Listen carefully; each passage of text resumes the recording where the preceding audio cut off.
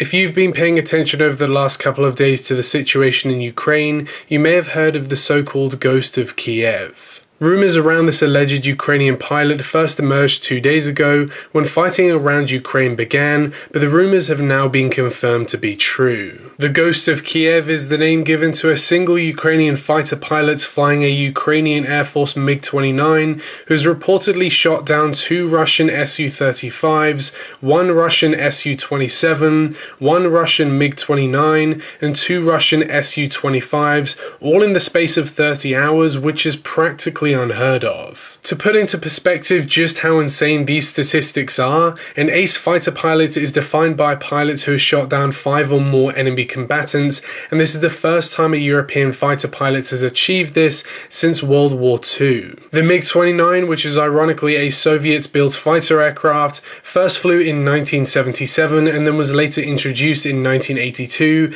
and since then over 1,600 of the aircraft have been built, but only a very finite amount are in service with the Ukrainian Air Force. They operate a total of 37, however 8 of these have been used for training in the past, but there's a potential possibility that those 8 have now been transferred over to the main fighting force as fighting in Ukraine has progressed. Currently Algeria, Azerbaijan, Bangladesh, Belarus, Bulgaria, Chad, Cuba, Eritrea, India, Iran, Kazakhstan, Mongolia, Myanmar, North Korea, Peru, Poland, Russia, Serbia, Slovakia, Sudan, Syria, Turkmenistan and Uzbekistan all have the MiG-29 in operation, but few countries have seen such great success with the aircraft, further outlining the skill of this particular pilot. On top of the MiG-29, the Ukrainians also have 12 Su-24s, 17 Su-25s and 32 Su-27s at their disposal.